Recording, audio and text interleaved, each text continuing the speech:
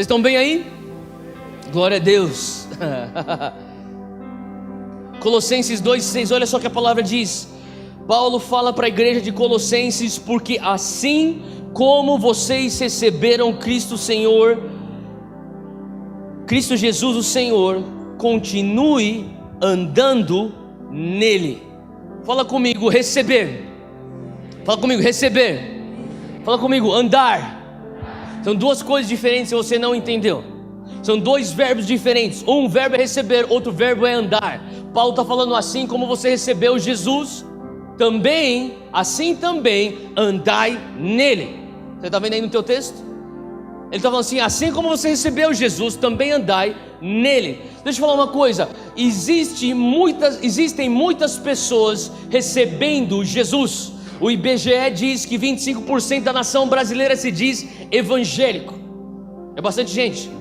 Vai pensar, 190 milhões, um quarto de 190 milhões é muita gente.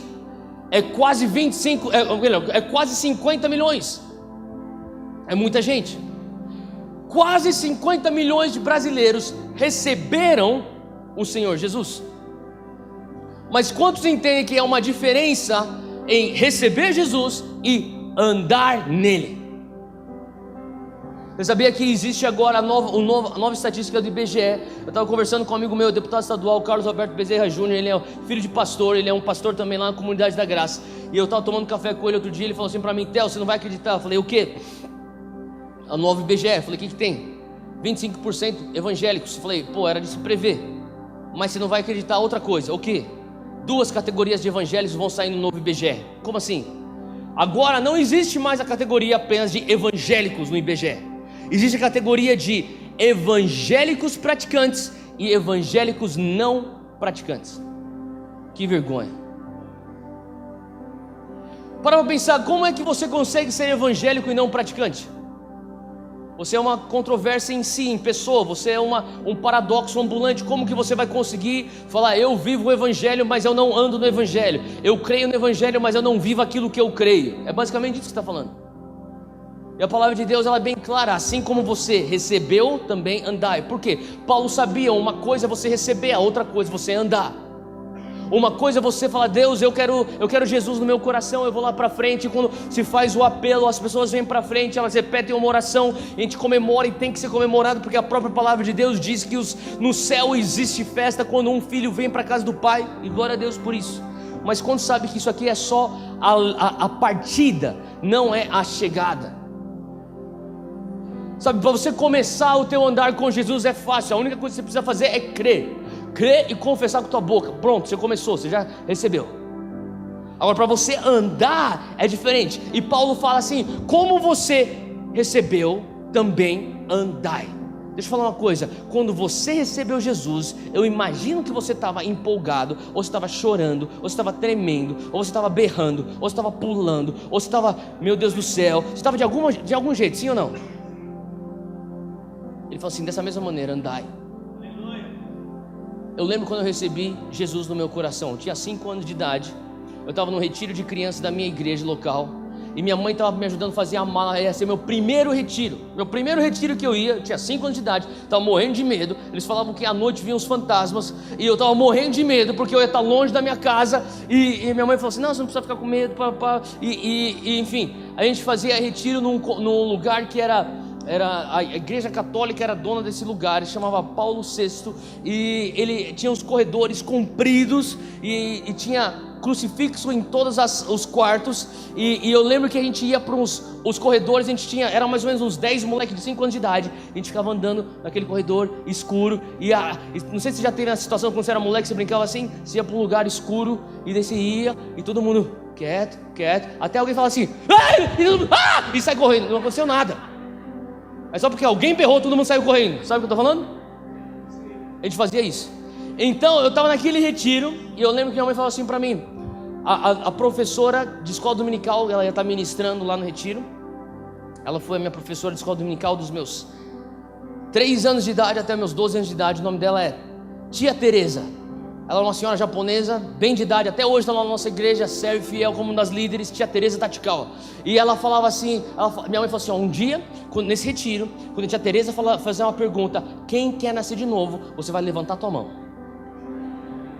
O que você vai fazer? Vou levantar minha mão. Tá bom. Então a tia Teresa foi lá e ela chegou e falou.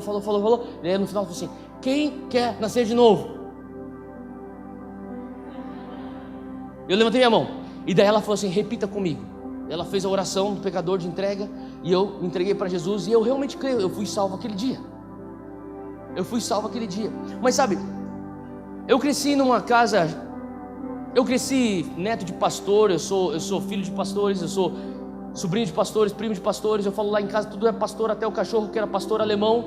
E a gente era rodeado daquilo. E quando eu tinha 18 anos de idade, eu era forçado, eu era aquele cara que, sabe, numa época a minha igreja, a Monte Sião, ela não estava no Morumbi, ela estava no bairro de Pinheiros, zona oeste de São Paulo. E naquela época a gente não tinha nosso prédio próprio, e nós usávamos um colégio público para fazer nossos cultos. E de manhã a gente tinha que chegar cedo e tinha que varrer e limpar o colégio inteiro antes do culto. Então 7h30 da manhã, eu aos meus 8 anos de idade estava lá com uma vassoura varrendo o pátio da igreja. Minha mãe me acordava, eu tinha que ir, eu e minha irmã. E eu lá 7h30 da manhã, fazendo um trabalho escravo evangélico, de manhã, limpando, até as 8h30. 8h30 começava a reunião pré-culto, reunião de oração pré-culto. 8h30 até as 9h30. 9h30 começava o culto. O culto ia até mais ou menos umas 11h30. Depois 11h30 você tinha que ir para a escola dominical. A escola dominical era das 11h30 até mais ou menos meio-dia e meia. Depois a gente saía para o almoço e voltava para mais culto à noite. Eu fui aquele moleque que cresci na igreja. Cara, eu tinha igreja para tudo. Era igreja crescendo. Tinha 18 anos de idade, e um dia eu estava jogando bola, e um técnico de futebol americano veio e falou comigo, falou para mim e para um amigo, vocês querem fazer faculdade nos Estados Unidos, tem uma bolsa para vocês estudarem em faculdade? Eu falei, como não? Ele falou assim, então você vai fazer esse teste em tal lugar, você tem que fazer também essa prova, também que é uma prova escrita. A gente fez tudo o que ele falou, e pela graça de Deus eu recebi essa bolsa de estudos, e eu fui fazer então faculdade nos Estados Unidos. Aos 18 anos de idade eu me mudei do Brasil para os Estados Unidos. 18 anos de idade, estou livre, finalmente, meu berro de liberdade. Eu estou lá morando numa faculdade, numa república de universidade, e de repente eu me encontro num lugar onde está todo mundo fumando maconha, todo mundo está bebendo, todo mundo pegando mulher, é festa para toda noite, balada. E de repente eu falei, cara, Deus, eu falei para Deus coisas que pessoas falam para Deus, mas nunca vão assumir que falam isso para Deus. Eu falei para Deus, eu estou na faculdade, eu tenho 18 anos de idade, por que eu não posso curtir a vida? Por que eu não posso ficar curtindo até mais ou menos os meus 23, 24, 25, e daí um dia eu vou estar andando na rua, eu vou escutar um som, vai ser uma igreja, daí eu vou entrar para pegar um culto, você está lá no banco de trás, e daí eu vou esperar o final do culto, onde o pastor vai falar, ei filho pródigo, hoje é o teu dia, volta para a casa do pai, e daí eu vou falar, chegou minha vez, e eu vou lá, eu me ajoelho aqui no altar e falo, Jesus, Senhor, me perdoa, os 7 anos que eu fiquei no mundo, mas eu curti pra caramba, foi muito louco, mas me perdoa, mas agora eu quero voltar pra tua casa, e daí Jesus vai me receber de volta, e daí eu vou ficar, consegui, a estratégia deu certo, eu curti minha vida lá no mundo, e agora eu consegui voltar, e agora, cadê a irmãzinha pra casar? Porque na balada eu não estou procurando a irmã para casar, aqui eu estou procurando para casar, sabe, isso passa na cabeça, irmã, isso passa na cabeça dos jovens, não é verdade?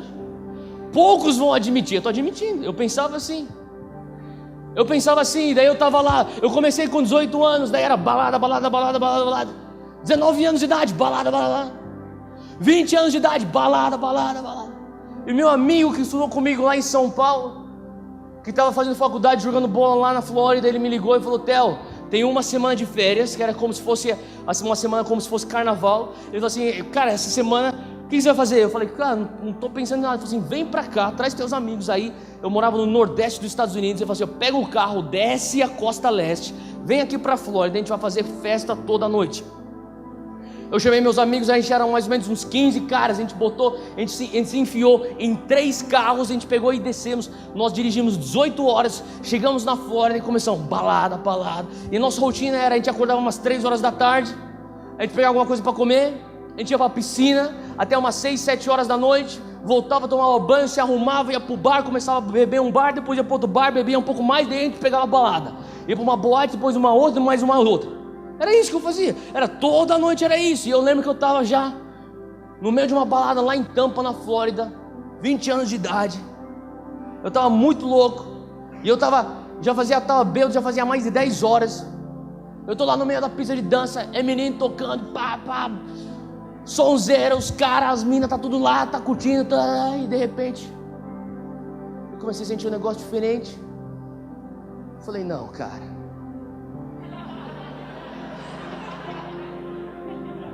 e cara, era o Espírito Santo. E o Espírito Santo veio de uma maneira tão forte sobre mim. Em questão de 30 segundos eu fiquei sóbrio. E quando eu fiquei sóbrio, eu fiquei debaixo da convicção do Espírito Santo. Cara, eu tô falando no meio da pista de dança isso. A galera tá tudo dançando ao meu redor. De repente eu tô convicto, Cara, eu tô convicto do meu pecado. Eu saí correndo de onde eu estava, eu fui pro banheiro, procurei o banheiro, cadê o banheiro? Saí, eu entrei no banheiro, comecei a tacar água na minha cara. E falava, cara, o que está acontecendo? E eu chorava, eu, não, cara, e o que está acontecendo? E daí era como se eu falasse para Deus, Deus, mas eu tinha que chegar até os meus 25 anos. Eu tenho só 20 anos de idade, Deus. E o Senhor falou para mim, você está vivendo muito abaixo do que eu te criei para você viver.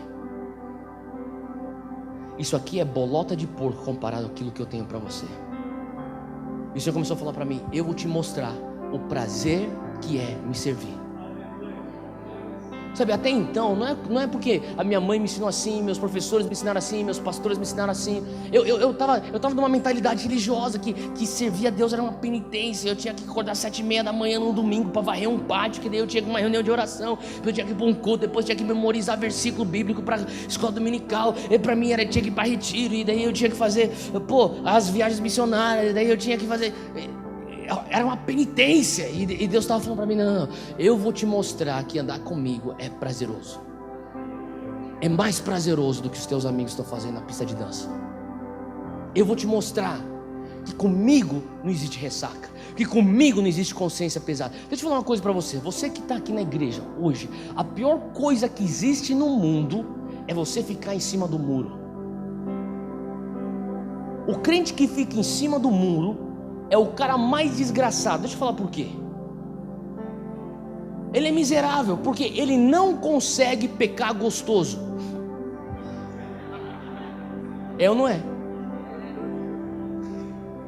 Ele não consegue pecar gostoso, ele também não consegue se render em adoração completa, entrega total no altar. Ele não consegue. Ele é uma tortura. Ele está na balada, ele está na noite, daí os amigos dele tudo fazendo as coisas erradas, ele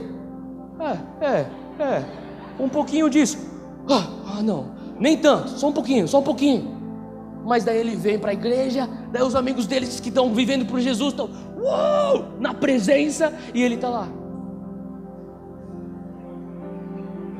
Que vida miserável, cara. Você não é nenhum nem outro.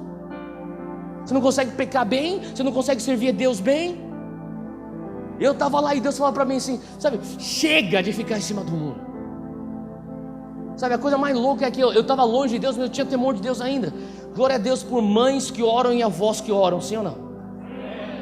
Deixa eu falar uma coisa para você, quando você tem uma mãe aqui de oração, uma avó de oração, até um pai e um avô, mas na maior parte das vezes são mães e avós. Eu falo para você, você tem um temor de Deus dentro de você? Cara, você tem um gancho aí que não adianta, cara. Você pode ir lá para a China, você está enganchado ainda, cara. É o gancho do temor de Deus, cara. Eu falo para você que a minha mãe, ela me ligava toda segunda-feira. Eu morava lá nos Estados Unidos, nessa república de faculdade. Ela me ligava toda segunda-feira. E sabe, naquela época não existia internet, só que a internet não era tão assim, a fácil acesso como ela é hoje. Estou falando de 1999. E minha mãe me ligava e a gente tinha que ser bem rápido e direto no telefonema. Ela perguntava, como que você está? Como estão os seus estudos? Como estão as notas? Como que você está indo? E eu sempre que ela falava, ela sempre perguntava uma coisa. Era segunda-feira que ela ia ligar, ela perguntava, você foi para a igreja ontem? Você está lendo tua Bíblia e fazendo teu devocional todo dia? E uma coisa que eu nunca conseguiria fazer era mentir para minha mãe. Então eu falava assim, mãe, você foi para a igreja ontem? Fui. Porque eu nunca perdi um domingo de igreja, mesmo afastado. Por isso que não é porque só você está vindo para a igreja quer dizer que você não está afastado. Cara, eu saía da balada, noite, estava muito louco, eu sentava lá atrás. Às vezes eu estava tão louco que eu via o pastor flutuando assim, ó. Eu vinha com o moletom, botava tipo um cabuzinho assim, ó. Ficava lá atrás. Ficava 10, 15 minutos só para falar que eu fui. Vazava, ia para o estacionamento e vazava para a faculdade. Entrava na República, caía na cama e dormia. Cara, eu lembro de vezes que eu voltava de festa, eu estava tão louco que eu pegava a Bíblia, porque eu sabia que minha mãe ia perguntar se eu estou lendo a Bíblia todo dia. Eu pegava a minha Bíblia, eu abria, eu lia um versículo, fechava e caía no chão, dormia. Mas eu falei, eu li? Li ou não li? Li! Só para fazer a parada legal. Tipo, não estou mentindo, eu li um versículo. Ela me perguntou quanto que eu li, mas eu li. Cara, eu respondia para minha mãe, e Deus falava assim para mim. Eu lembro naquele banheiro, eu estava tão louco, estava naquele banheiro jogando água na minha cara, e Deus falou assim para mim, eu vou te levar para uma coisa, para você viver um prazer comigo que você nunca experimentou na tua vida. Eu saí correndo daquele banheiro, procurei meu amigo no meio da pista de dança, falei, brother, me dá tua chave. Ele falou, que chave? Chave do teu apartamento. Eu falei assim, não, você tá louco, cara. Eu falei assim, dá tua chave. O que você vai fazer? Eu vou vazar. Ele falou, não, você não vai vazar, cara, tá começando. Eu falei, cara, dá a chave. Ele falou assim, não, depois aqui tem um after party, tá ligado? O after party. Eu falei, é a festa depois da festa. Eu falei, vai lá no after party, vai lá, me dá a chave. Não, você não vai entender, tem um after party, meu irmão, vai lá no after party, me dá a chave, cara. Ele me deu a chave, eu saí correndo. Quando eu pisei pra fora daquela boate, lá em Tampa, na Flórida, eu escutei Jocum. Eu não conhecia Jocum. Conheci só uma menina que falou uma vez de Jocum pra mim, há anos atrás. Eu escutei Jocum. Eu saí correndo, eu fui para a República dele, para o apartamento dele. Eu entrei no apartamento dele, estava com a chave. Liguei o computador, fui tomar um chuveiro gelado. Saí do chuveiro, voltei, entrei no computador, fui para o Google, botei Jocum. Descobri que era Jocum, descobri que a sede internacional da Jocum era no Havaí. Eu falei, cara, então o que é isso aqui? É para ser o que é? É ser treinado para ser missionário. Comecei a ler jovens com uma missão. Eu falei, bom, servir a Deus, missões, é isso, eu vou fazer isso. Eu falei, Deus, tá bom, então o Senhor falou pra mim, eu vou. E eu fiz naquela noite. Depois, eu tô falando, eu me inscrevi pra Jocum, pra ser missionário. 4 horas depois, eu tava muito louco na balada. Fui, apertei Enter, foi enviado o negócio. Depois de algumas semanas recebi o retorno, você foi aprovado. Você vai ser missionário de Jocum. Falei, então o que eu tenho que fazer? Você vai ter que ir para o Havaí. Falei, Deus, alguém vai ter que sofrer por ti no Havaí, eis-me aqui. E eu fui. E quando eu liguei para minha mãe, eu falei, mãe, eu vou trancar a faculdade. Eu falei, por que você vai trancar a faculdade? Porque eu vou ser missionário. O que está acontecendo com você? Minha mãe estava orando por mim todas as noites, para eu voltar para os caminhos do Senhor. Eu falei, o que está acontecendo com você? Eu tive um encontro com Deus, eu tenho que voltar, eu tenho que sair de onde eu estou. Eu morava eu estava morando num lugar onde meus amigos, no ano seguinte, nós íamos alugar uma casa, ia morar 12 caras nessa casa. Era uma casa grande, você imagina, não ia prestar, né? E daí eu falei, eu tenho que sair desse ambiente, mãe. Eu não sou forte o suficiente para estar nesse ambiente. Eu tenho que sair. Falei, para onde você vai? Eu falei assim, eu vou ser missionário. Para onde você vai? Eu vou ser missionário. Para onde você vai? Tá bom, mãe, eu vou para o Havaí. Moleque, você vai surfar, você não vai ser missionário.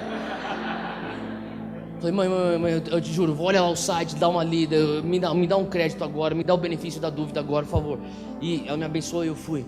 Fiquei com o Jocum por 3 anos e meio, servindo o Senhor. Acabei sendo enviado para a Índia, acabei sendo enviado para Filipinas. E todo lugar que eu ia enviado, meus líderes falavam assim, a gente vai estar aqui com a equipe, a gente tem que dividir as funções. Falava assim, fulano, vocês vão fazer trabalho na zona vermelha, onde existem as prostitutas. Eu quero que vocês vão lá e vocês evangelizem elas, amem elas. Eu quero que vocês façam trabalho lá. Fulano, vocês vão estar fazendo trabalho de misericórdia lá nas comunidades carentes. Eu quero que vocês se preparem, venham com uma estratégia. Essas igrejas parceiras são essas, vão trabalhar assim. Fulano, vocês vão trabalhar com evangelismo nas tribos indígenas que tem. Vocês vão ter que ser deslocados daqui 3 horas de onde nós estamos. Vocês vão estar lá, nós nos vermos daqui 3 meses, tudo bem? Tudo bem. E você, Theo? Vamos ver o que você vai fazer. Você vai entrar nas universidades e você vai evangelizar universitários. Sempre foi isso. Nas Filipinas foi assim, no Egito foi assim. Na Índia foi assim, na Europa foi assim, em todo lugar. E eu lembro que quando um dia eu voltei para Jesus, eu estava seguindo Jesus já, estava em missões, eu voltei para São Paulo um dia para passar Natal com a minha família. E daí eu estava lá com a minha família e eu comecei a perguntar dos meus amigos que cresceram comigo na igreja. Eu falei, cadê o fulano, cadê o ciclano, cadê o Beltrano? Pô, o cara não vem mais para a igreja não. Daí eu comecei a ir atrás de todos eles. E quando eu fui atrás de todos eles, eu falava assim para ele, cara, aonde que você se desviou? Eles falavam para mim, que nem você, Theo, na faculdade. Eu falei, pô, mas o que está acontecendo nas faculdades, cara? Onde você estuda? E o cara fala, pô, estudo no Mackenzie. Não tem nada que está acontecendo lá do reino de Deus lá? Ah, tem uns negócios lá que os caras se reúnem lá numa roda, lá ficar falando de apologética lá, um bando de losers, uns nerds lá. Eu não quero fazer parte desse negócio. Pô, a gente tem que começar alguma coisa, cara. E foi assim que surgiu a ideia do Dunamis. Vamos fazer alguma coisa para entrar nas universidades com poder palpável. Sabe, o meu coração era, Deus, eu quero que os universitários do mundo inteiro experimentem aquilo que eu experimentei naquela balada na Flórida. Aquilo que me tocou de tal maneira que era inegável, era palpável. Pô, como que você vai negar uma coisa? Você está bêbado até 10 horas e fica sóbrio imediatamente. Você começa a chorar no meio de uma balada. Você acha que isso é normal sem ter tomado nada de diferente? Não é normal. Isso é o reino de Deus invadindo a sociedade. Isso é o reino de Deus invadindo onde você está. E sabe, eu falei assim, Deus, eu quero fazer isso. Mas sabe, o Senhor começou a me lembrar outro dia quando eu estava lendo Colossenses 2. Ele falou assim, Theo, você lembra quando você me recebeu naquela balada? Eu falei, lembro. Como que você estava? Deus, eu estava chorando. Eu saí, eu estava tremendo.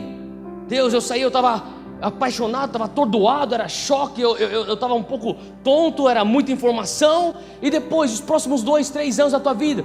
Pô, os próximos 2, 3 anos da minha vida eu estava apaixonado. Eu lembro que um amigo meu falou para mim assim, quando chegamos lá na Índia, ele é sul-africano, ele era missionário, já estava lá 4 anos antes de eu chegar. Ele falou assim, Theo, se você falar para alguém aqui que você é missionário, você corre risco de ser jogado na cadeia. Eu lembro que eu levantava de manhã, eu orava no meu momento de oração, eu falava assim, Deus, se hoje é o dia que eu for para a cadeia, glória a Deus. Cara, eu vou ter a honra de dizer que eu fui jogado na cadeia pelo Evangelho. Sabe, eu era apaixonado, eu falava assim, cara, aonde? Eu lembro que tinha amigos meus que eles me chamaram, eles falavam assim, Theo, nosso chamado é para o mundo muçulmano. Tinha um amigo meu, até hoje, ele tá trabalhando com islâmicos, ele evangeliza islâmicos até hoje. Eu lembro até hoje como que fosse ontem, há uns 8, 9 anos atrás. Ele falou para mim assim, Theo, eu tenho certeza, Deus falou para mim, eu vou morrer como um mártir, nas mãos dos meus irmãos muçulmanos, mas eu vou lá para evangelizá-los. Cara, era essa galera que eu andava, essa galera que falava para mim, cara, você está dentro para morrer pelo evangelho? Eu falei, cara, sabe, querendo ou não, eu lembrava de uma coisa que Tupac Shakur falava, até o dia que você achar algo para você morrer, você não começou a viver.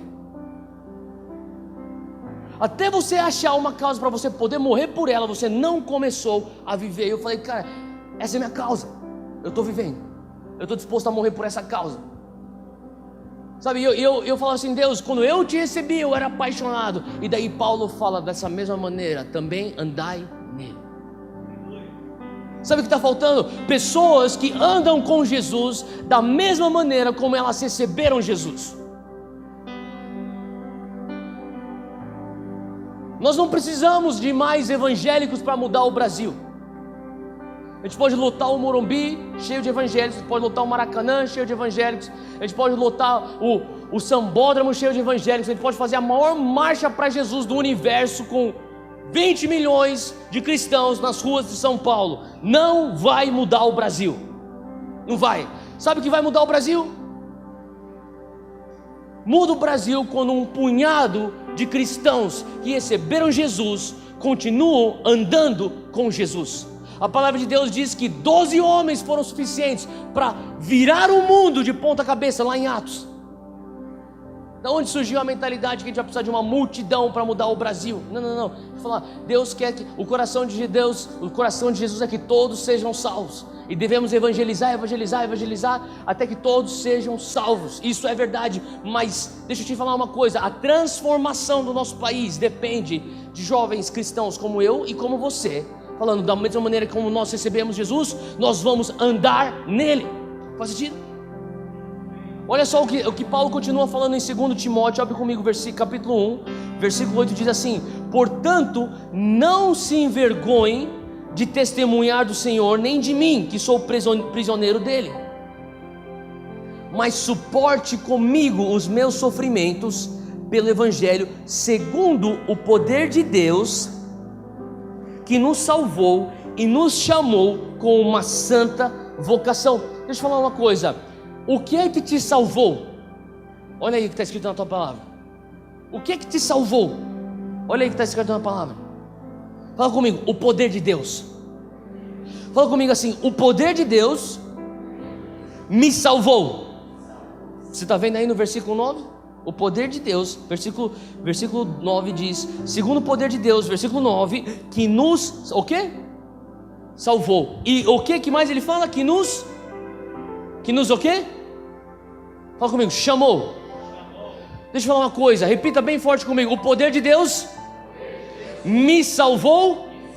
O poder de Deus também me chamou. Tem muita gente que está só salva e não está vivendo o chamado. Está entendendo o que eu estou falando? Tem muita gente que fala assim: poder de Deus, eu só preciso de você, poder de Deus, para me salvar. E Deus está falando: não, você não está entendendo. O meu poder é para te salvar e para te chamar. Não, poder de Deus, eu só preciso de salvação. Acerca do meu chamado, deixa que eu faço do jeito que eu quero.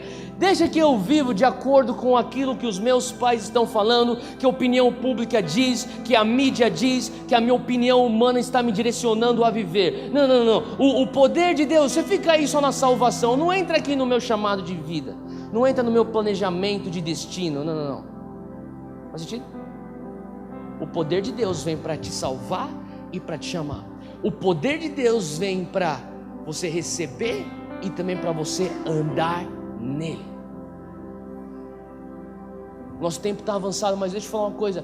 Eu sinto de Deus que se você puder sair com alguma coisa hoje, é simples isso: nós vamos ver uma transformação no nosso Brasil, quando jovens não vão ser apenas salvos, quando jovens não vão se contentar em apenas receber, quando jovens vão falar: não, eu vou andar com Ele, quando jovens vão falar: não, eu vou viver chamado, não só salvo. Hoje eu te desafio a ser intencional. E eu vou terminar com um testemunho. E antes de eu terminar com esse testemunho, deixa eu só ler esse versículo aqui. Você não precisa abrir, só escuta. Atos 17, 26. Isso aqui é Paulo falando acerca do nosso Deus.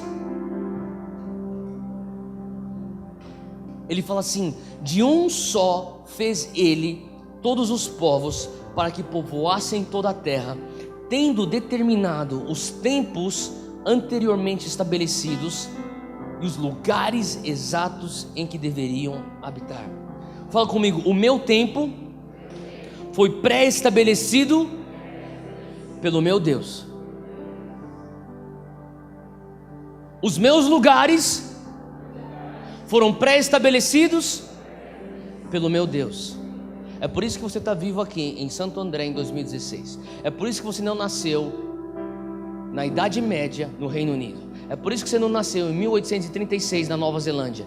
Não, você nasceu no ano que você nasceu para estar vivo hoje, 2016, aqui em Santo André. Por quê? Porque Deus tem um plano nisso, Deus tem um propósito nisso, Ele pré-estabeleceu isso. Você não está aqui por acaso, existe um propósito que existia antes da tua existência. Ele tinha um propósito, Ele tinha uma ideia, uma missão. E daí Ele fala assim: quem que eu vou usar para cumprir essa missão? E daí Ele te constrói com os talentos, com os dons, com as habilidades necessárias. Ele põe você no momento da história exata para cumprir essa missão. Ele te põe no lugar exato no planeta Terra para você cumprir essa missão. Por isso que você está aqui em 2016 em Santo André. Por que você não é egípcio? Por que você não é japonês? Por que você não é alemão? Você parou para pensar nisso? Por que você não tem a idade do teu pai? Por que você não tem a idade da tua avó? Para para pensar nisso.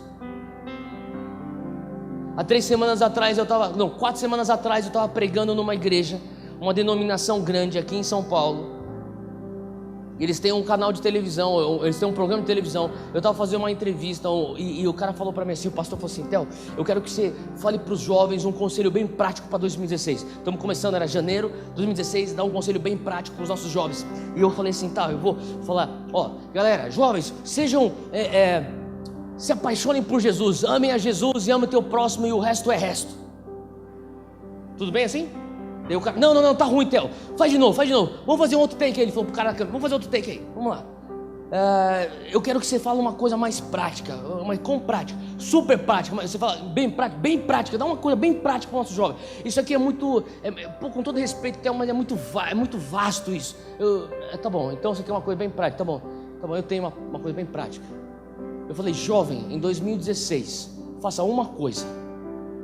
Dizer que você está fazendo muita coisa, você está estudando, você está trabalhando, você está indo para a igreja, você está servindo na tua igreja, glória a Deus por isso, mas faça uma só coisa em 2016.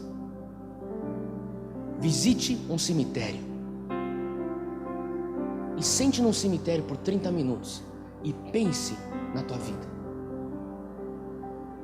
Ele ficou me olhando, como assim, Theo? Ué, você não pediu uma coisa bem prática? Estou dando uma coisa bem prática. Você pode pensar até, mas como assim visitar um cemitério? Deixa eu falar para você, é uma coisa que eu tenho pedido para todos da minha equipe de nós. Todo mundo vai visitar um cemitério em 2016. Por que visitar um cemitério? Porque eu creio que Deus está querendo trazer uma intencionalidade para a nossa geração. E eu vou explicar isso. Nos últimos 6 meses da minha vida, não houve um dia que eu não pensei acerca da minha morte. Pode soar um pouco bizarro, pode até você estar pensando, pô, mas isso aí é que o Theo está pego por um espírito de morte. Não estou, eu estou bem, graças a Deus. Deixa eu falar o que eu estou preso, eu estou sendo pego por um espírito de intencionalidade. Eu fico pensando, às vezes eu deito na minha cama e eu penso, como que eu vou morrer? Será que um dia eu vou morrer no meu sono? Será que eu vou morrer enfermo? Será que eu vou morrer vítima de uma bala perdida? Será que eu vou morrer num acidente de carro? Será que eu vou morrer num acidente de avião? Será que eu vou morrer um dia com uma doença rara que não tem cura? Quando que eu vou morrer? Amanhã? Será que eu vou morrer com 30 anos, daqui 30 anos? Será que eu vou morrer daqui 40 anos? Será que eu vou morrer daqui 50 anos? Quando que eu vou morrer? Eu penso acerca da minha morte. Todos os dias, nos últimos 6 meses, eu tenho pensado sobre morte. E deixa eu falar uma coisa que ninguém aqui consegue escapar. Hoje, você e eu, nós estamos mais perto da morte do que nunca antes, desde que nós nascemos. Você tem um propósito, e a cada dia que passa, a contagem regressiva avança até o teu túmulo. E Deus está falando, eu tenho um poder aqui chamado Dunamis, Dínamos. Não é apenas para a tua salvação, é para que você viva o propósito no qual você nasceu. Eu tenho um propósito aqui que não é apenas para você receber, mas é de acordo com Colossenses 2,6, que você também, como você recebeu, você ande nesse propósito.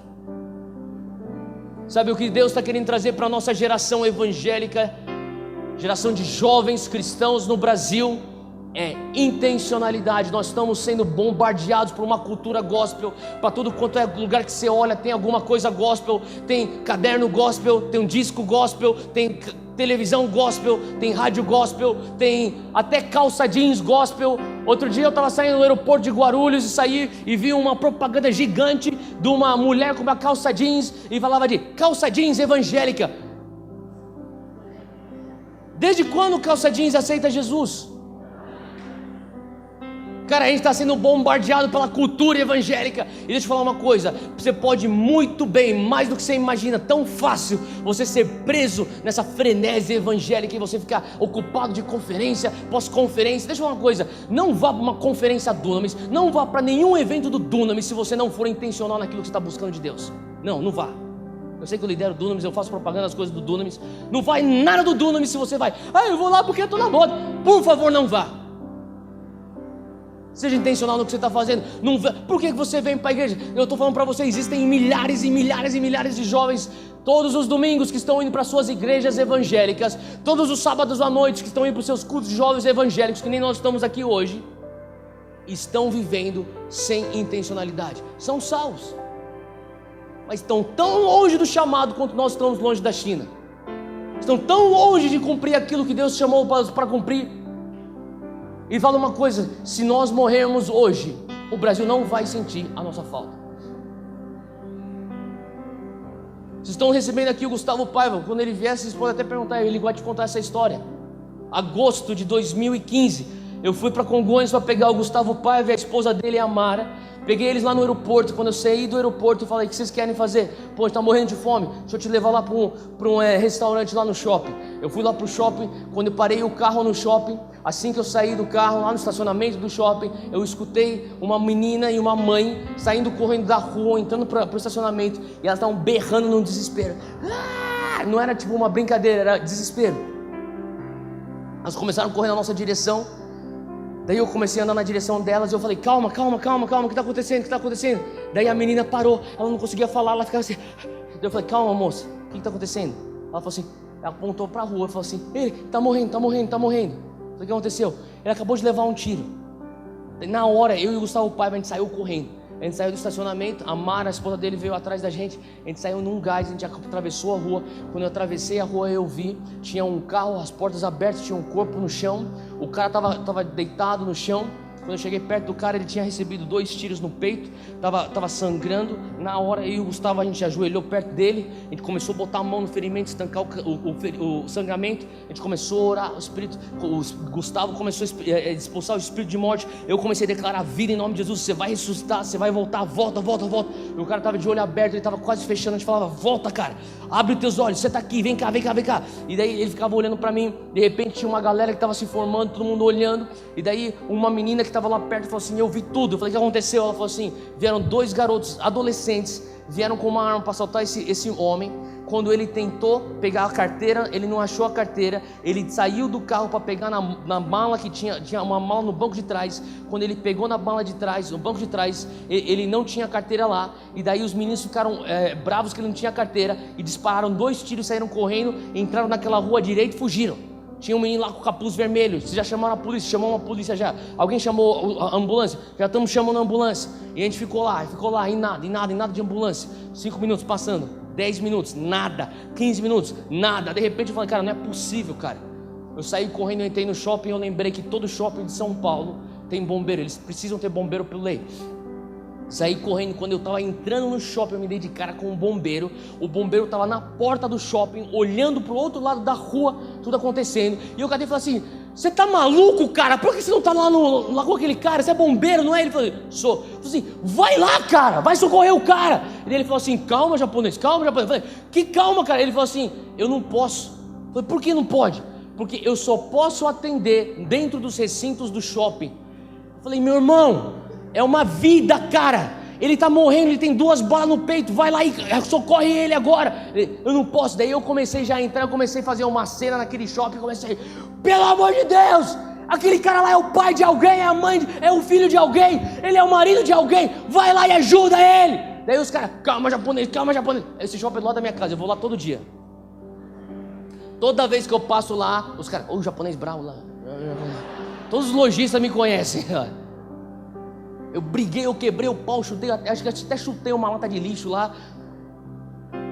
E, cara, eu saí correndo, voltei pra rua. Quando eu voltei pra rua, tinha um rapaz, devia ter seus 20 e poucos anos de idade. Ele catou e falou assim: vamos fazer alguma coisa. Eu falei: o que você quer fazer? Eu falei: vamos achar uma ambulância. Ele falou assim: vamos correr 2 quadras pra lá, a gente vai cair na Avenida Giovanni Gronk.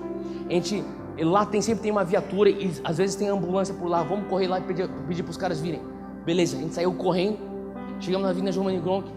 O cara viu uma ambulância presa no trânsito. Aqui é sexta-feira à noite, trânsito, tudo tá parado. Ele falou assim: eu vou atrás da ambulância, separa o trânsito para ele vir na contramão. Eu falei: beleza. Daí eu parei, fiquei no meio da Avenida Giovanni Gronk. Para! Paramos o trânsito. Ele catou o cara lá, ele subiu, botou a ambulância, subiu sobre a ilha, entrou na contramão e veio a milhão. Virou a curva à esquerda. A gente foi correndo atrás da ambulância. O cara subiu pela rua. Quando a gente chegou lá, finalmente, assim que a gente chegou lá, a SAMU estava vindo pela rua de cima. Se encontraram bem na mesma hora. Até então, 28 minutos até o cara ter sido atirado. 28 minutos o cara tá lá, no asfalto. E nesse ínterim aqui, eu falei pro Gustavo, você fica aí orando e eu vou atrás de socorro. E daí o Gustavo ficou lá orando com o cara. 28 minutos. Nada. Finalmente chegou a ambulância. A gente catou, pois foi literalmente, eu e o Gustavo, a gente pôs o cara em cima da maca, levantamos a maca. Sabe aquelas macas que você levanta, cai a roda, né, os pés com a roda. A gente empurrou ele para dentro da ambulância. Quando eu tava para botar ele para dentro da ambulância, a gente botou ele. Eu tava para sair, para fechar. O Gustavo falou assim, calma. Ele saiu correndo, foi lá pro asfalto, na cena do crime. Pegou um celular que caiu do bolso desse rapaz. Ele pegou o celular. Quando ele pegou o celular, sabe quando você aperta o botão, aparece a foto aqui assim? Ele apertou o botão, ele falou assim que ele viu o cara com uma menina de mais ou menos uns 8, 9 anos de idade, que era a filha dele. Entrou na ambulância, botou o celular dentro do bolso. A gente fechou a porta. Os caras saíram a milhão, foram tentar procurar um hospital mais perto. E por mais que a gente tinha orado tudo que a gente tinha que orar, a gente repreendeu tudo que a gente tinha que repreender de espírito de morte, alguma coisa de mim falava, esse cara não vai sobreviver. 2 semanas mais tarde eu estou terminando um culto na minha igreja.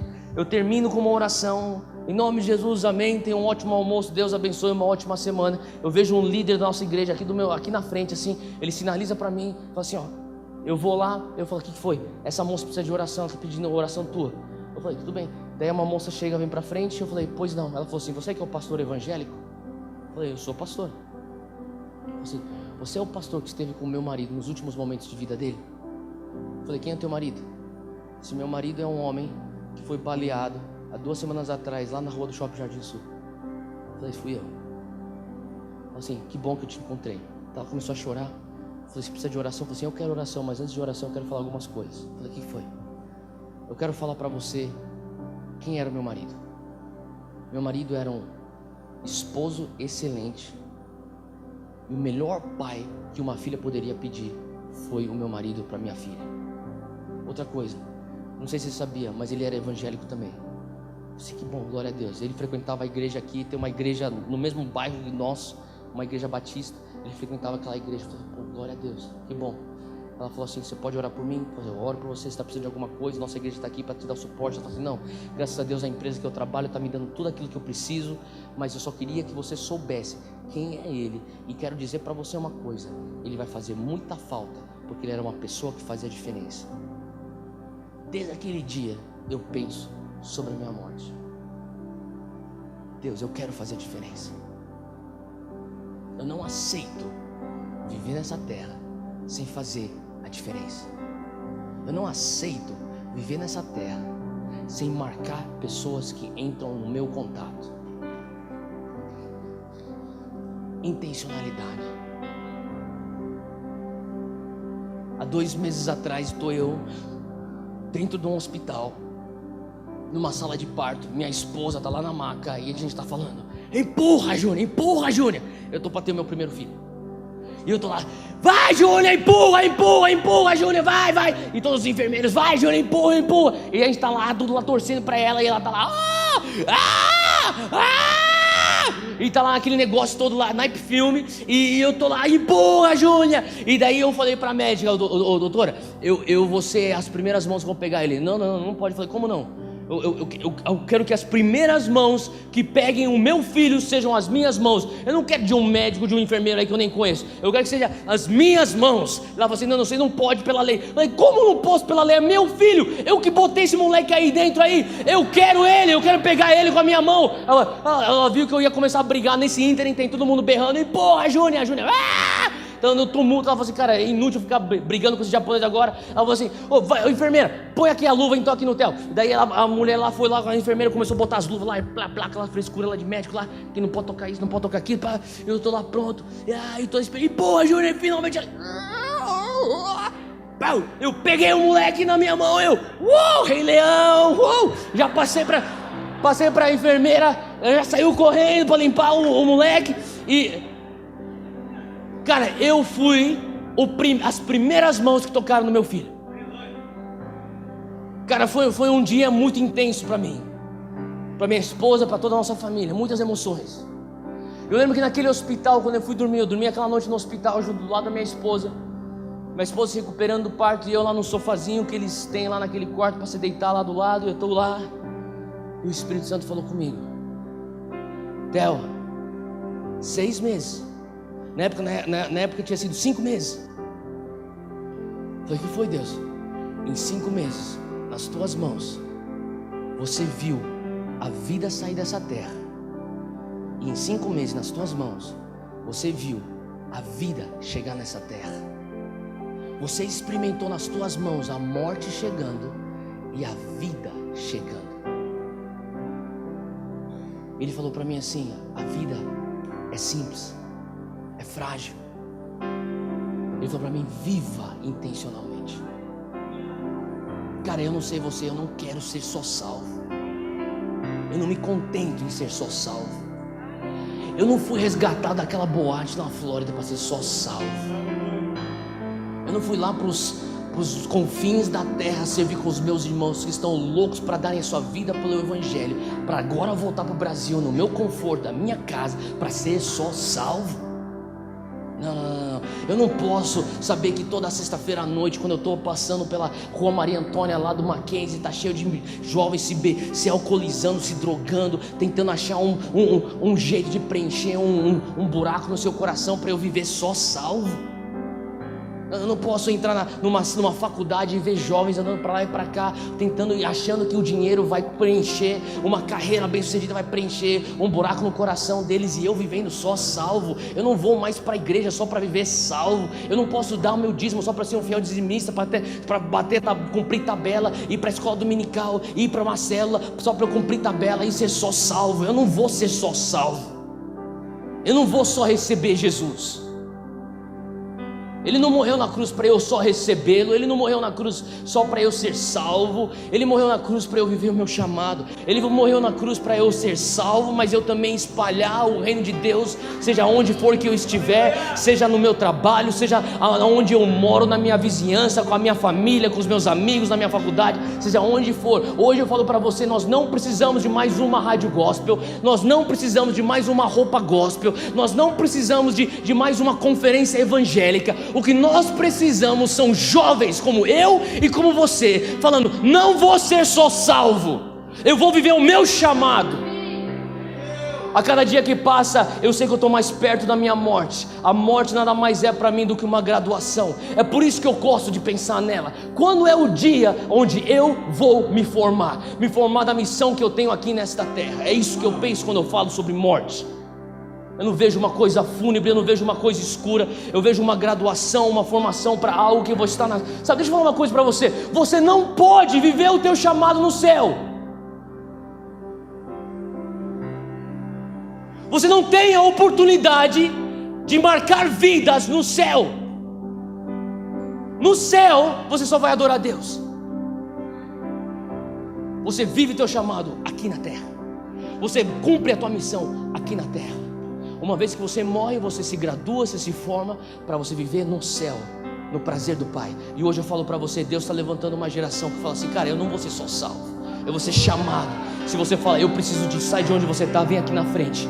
Eu quero orar com você hoje, eu quero impor minhas mãos sobre você hoje. Eu quero orar que Deus venha pôr uma paixão no teu coração hoje, que venha arder tão forte no teu peito, que você fala assim: cara, eu não posso só ser salvo, eu não me contento em só ser evangélico, eu não me contento em só ser cristão, eu não quero ser só gospel, eu quero ser um cidadão do reino, eu quero espalhar o reino. Se você está aqui em algum lugar, você fala assim: Deus, eis-me aqui. Acha um lugar agora entre você e Deus, se ajoelha aqui e você acha um lugar entre você e Deus. Hoje é uma noite onde Deus vai te marcar. Eu não estava falando de brincadeira quando eu falei que hoje seria uma noite de divisor de águas para você. Hoje Deus fala: ei, eu quero que você seja intencional. E nem se você tiver que visitar um cemitério ainda este ano, e você começar a olhar pelas lápides, e você começar a imaginar o que vai ser escrito na minha lápide. Quantas pessoas vão sentir a minha falta? Quantas pessoas vão falar que: ei, essa menina fez a diferença na minha faculdade, essa menina fez a diferença na minha família. Algumas pessoas pensavam que ela era muito mansa, muito quieta, mas deixa eu te falar uma coisa: ela fez a diferença aqui nesse bairro. Eu falo para você que hoje é uma noite onde Deus quer começar a nos marcar com o fogo dele, com intencionalidade. Eu falo para você, é intencionalidade hoje o que ele quer fazer no nosso meio. Eu vou pedir para vocês adorarem o Senhor. A gente vai cantar uma canção. Enquanto nós adoramos o Senhor, antes de nós entrarmos em oração, comece a se apresentar e falar: Deus, eis-me aqui, marca-me hoje, traz uma sobriedade.